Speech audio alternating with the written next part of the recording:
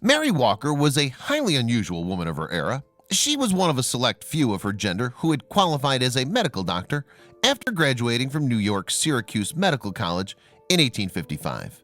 But that wasn't enough for her. She was determined to become a fully fledged army doctor after the Civil War broke out. But the obstacles in her way would be formidable. Born in Oswego, New York in November 1832, Mary Edwards Walker was the youngest of 7 siblings, 6 of whom were girls. Faithful Christians, her father Alva and her mother Vesta had unusually progressive views for the age.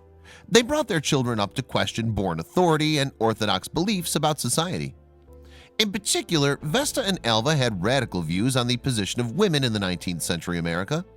The family were farmers, and the Walker parents went out of their way to ensure that both genders shared both farming and domestic tasks equally. Whether it was hard farm work or cleaning and tidying around the home, males and females both did their share. And in a portent of a campaigning hobby horse Walker would pursue throughout her life, the young girl refused to wear conventional female dress of the time, especially when she was doing farm work. With the full support of her radical mother, Mary did not imprison herself in the suffocating corsets of the era. Walker was actually educated at a school that her own parents had founded, motivated by the desire to ensure that their female children in particular received a good education. At the time, this was something not necessarily taken for granted for girls. After her early schooling, Mary went on to Fulton, New York's Valley Seminary. It was an institution noted for its radical attitude towards the position of women and how they were educated. Walker's time there reinforced her beliefs and her desire to crusade against injustice. After finishing her schooling, Walker worked as a teacher in Minetto, New York, but a life as a schoolma'am was not what she envisioned for herself.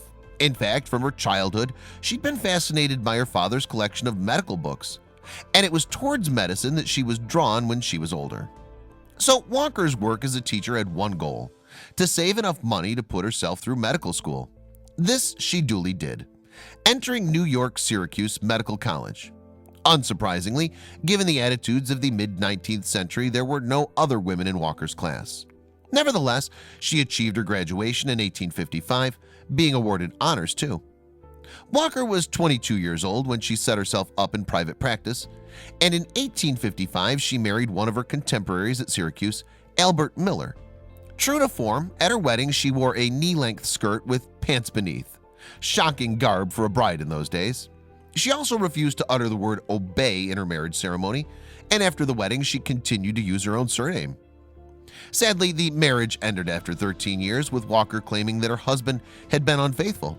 But for the moment, in 1855, the two set up practice together in Rome, New York.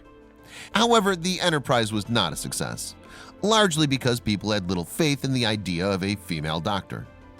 When the Civil War broke out in 1861, Walker, who was a fervent abolitionist, was keen to do her bit for the Unionist cause.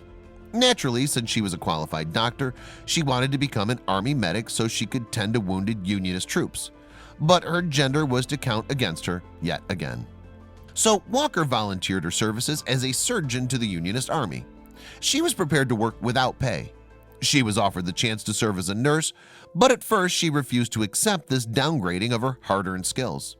However, she relented and did spend a period as a nurse, tending patients after the First Battle of Bull Run in July 1861.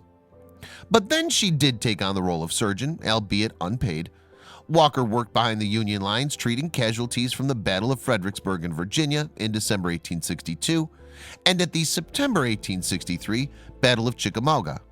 On occasion, she was at odds with the male surgeons. She felt they were too ready to amputate limbs that might have been saved. A 2013 article in New York Times quoted Walker, "In almost every instance I saw amputation was not only unnecessary, but to me it seemed wickedly cruel." She encouraged wounded soldiers to exercise their rights to refuse an amputation. If they were doubtful, she'd support them by inspecting their wounds to give another opinion.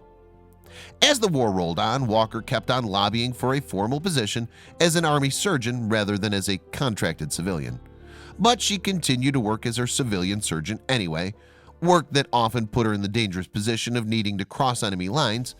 Indeed, she took the opportunity that this afforded to report on enemy troop movements, making her in effect a spy. And then in April 1864, disaster struck. She was captured by Confederate troops near Chattanooga. Suspecting her correctly of being a spy as well as a doctor, the Confederates packed her on a train and shipped her off to Richmond, Virginia's notorious prisoner of war camp, Castle Thunder. The appalling attitudes towards women that were part of everyday life at the time are well illustrated by the comments of one of her Confederate captors, quoted in the New York Times. He wrote that the unfriendly mob that met her at Castle Thunder was both amused and disgusted at the sight of a thing that nothing but the debased and depraved Yankee nation could produce. She was dressed in the full uniform of a federal surgeon, not good-looking, and of course had tongue enough for the regiment of men. Telling remarks, indeed.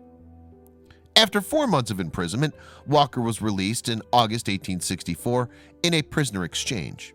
She was greatly weakened by the poor treatment she'd received at the hands of the Confederates, but at last she was granted her wish to be a full army doctor, treating female Confederate prisoners. Ironically, many of them were imprisoned for spying, just as Walker had been herself. Having at last been accepted by the Union Army as a doctor, Walker was now nominated for a decoration, the highest award available for bravery, the Medal of Honor. On November 11, 1865, President Andrew Johnson confirmed the award, and Walker became the first woman to receive the Medal of Honor. What's perhaps even more astonishing is that even today, she remains the only woman who's ever won it. Walker continued as a campaigner for women's rights after the Civil War, often being arrested for wearing men's clothes. She was also an active member of the suffrage movement, advocating votes for women. She died in 1919 at the age of 86. Perhaps the most pertinent question raised by her life is, when will another woman be awarded the Medal of Honor?